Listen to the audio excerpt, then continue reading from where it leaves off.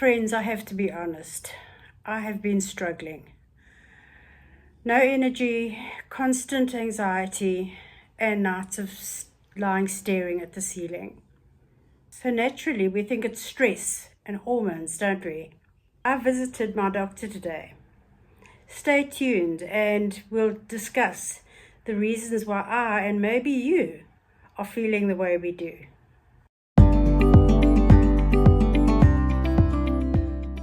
I know many of us silently struggle with the same thing. Recently, I just wasn't feeling well. I haven't been feeling well for a while. I feel exhausted all the time. My anxiety levels are through the roof. I feel depressed. My tummy is distended and sore all the time. And overall, I just didn't feel myself. So I decided it was time to go and see my doctor. And before we go any further, hello my friends, and welcome back to my channel. And thank you so much for coming back and watching my videos. I really do appreciate you. If there's anybody new visiting, a big welcome to you, and I hope you enjoy this video. And subscribe, please, and then you can come back and watch more videos with us. So after listening carefully, my doctor handed me a script for a battery of blood tests to be done, just to make sure there was nothing sinister lurking. But what he said next really shocked me. He asked me how I slept, and I confessed that I didn't sleep very well at all. Maybe got in maximum 4 hours sleep a night. He said that while we were obviously going to check everything else to see that I was well, he felt quite sure that a lot of what I was going through is because of my lack of sleep. Could a lack of sleep really be behind so much of what I've been experiencing? I mean, I've really been feeling awful. A couple of days, even stayed in bed. So, there I was sleeping, lying in bed all day. But anyway, obviously was not getting a proper night's sleep. I think a lot of you have probably read about this recently, and we're hearing more and more about it. But I did a bit of research myself too, and it's just incredible how important a good night's sleep is, and not only the sleep, but the different levels of sleep we go through and what happens in those different levels of sleep, and how it just gives our brains time to download and prepare for the next day. All the stuff that my brain is definitely not getting, I can assure you. Without enough sleep, depression rises. Anxiety definitely is a real problem if you haven't had enough sleep. And when even the smallest problems just start to feel overwhelming because you haven't had enough sleep. Your brain struggles to focus, to concentrate, to make decisions, and to hold on to information, important information. Now, your cortisol levels, one of your hormones, shoots up when you don't have enough sleep. Now, that's another video all on its own. Your cortisol is the hormone, your fight or flight hormone, you will have heard it called. And when you're constantly in a state of fight or flight, anxiety, as I am, all your energy goes to where your body thinks it needs to be. And the first thing it does, maybe not the first, but one of the things it does, it gives you a cortisol tummy. Now, I personally have got that at the moment as well. I'm just wondering why my tummy's feeling so bloated, and it appears that it might be cortisol. So, even if it's to get rid of the big tummy. That would be a good enough reason to get some sleep. But we will talk about the cortisol issue in another video, because it is very interesting if we just deep dive into it and learn a bit more about it. Poor sleep makes it harder for your body to regulate your blood sugars and your blood pressure.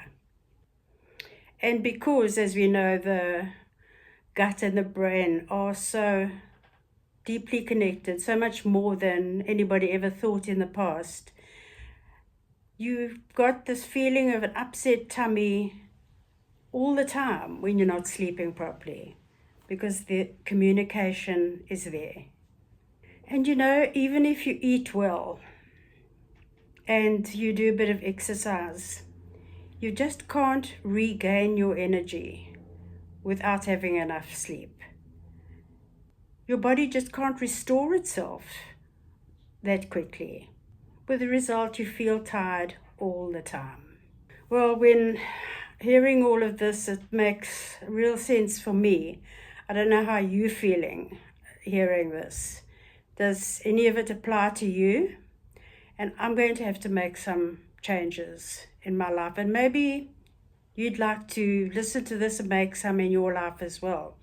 This is a couple of the things that I'm going to do. And I'm really going to take it slowly, like I try to when I start on something new, because I become completely overwhelmed with it if there's just too much to remember. The first thing is I stay up until all hours of the night. The night just runs away with me. We eat dinner late, which is wrong. We then start watching some series on TV at a ridiculous time, and I just binge watch, and the next thing I look at, it's very, very late. Too shy to even say how late it is. And then I go to bed. And then when I'm in bed, I start checking my phone, scrolling. Anybody sent me any messages, anything on Facebook? What about YouTube? Anything happening there? So the last thing that I do before I turn my bedside light out is put my phone down. And I will be honest with you, if it gives another little peep 2 minutes later, I'll quickly get it out again and just see if it's something I might have missed. That has got to stop, and I know it's going to be hard, but it's got to stop. I'll put it on the other side of the room, on silent, and I'm going to start reading a book before I go to sleep. I know it's going to be hard to get used to. I think I'm a bit addicted to my phone, actually, like probably a lot of us are, but I'm going to do that. That is going to be part of my new sleep routine. Getting into bed at a reasonable time with a book instead of my phone, and reading for a while before I go to sleep. We all know the caffeine story. Well, I don't really have coffee after lunchtime. But alcohol is also an issue if you battle to sleep. So there for me too, as I say, I'm being completely honest about this, I might have to think about not having that glass of wine with my late dinner that I have every night. It might be an idea to have dinner a little bit earlier and just have half a glass of wine. I'm not prepared to make my life a misery. Lived too many years for that. But definitely coffee and alcohol are big problems when it comes to sleep. The alcohol actually feels like it relaxes you, but it's actually a stimulant. Once you are asleep, then you'll find that's those nights when you wake up at 2 o'clock in the morning. You think, oh, why am I so wide awake? Probably had a couple of glasses of wine or whatever it is you drink before going to bed. So that's one that I've got to think about. And the last one for me is I'm going to darken my room. Since a little girl, I've been scared of the dark. Bit silly, isn't it? In my 70s, I'm still scared of the dark.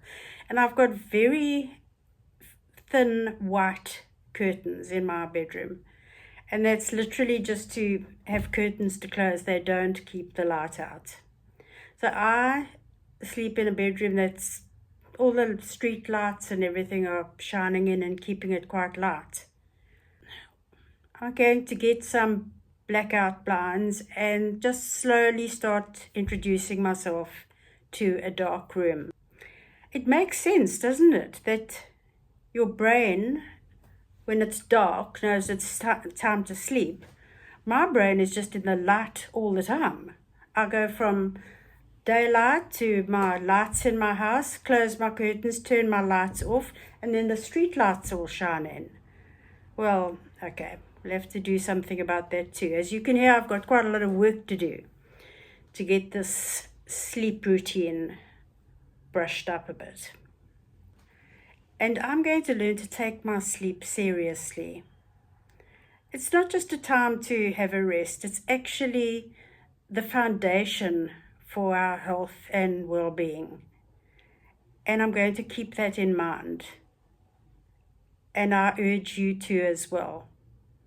If you're feeling like I've been feeling and am still feeling actually, then maybe you too can start taking your sleep more seriously. If you're struggling with exhaustion, anxiety, and just generally feeling unwell, then maybe look into your sleeping habits. But thank you for spending this time with me. And if any of this resonates with you, please give it a like. It all helps. And I'd love to hear a comment from you. Let me know how you cope with your sleeping. And if there's anything maybe that you could suggest that I could do more to help my sleeping habits.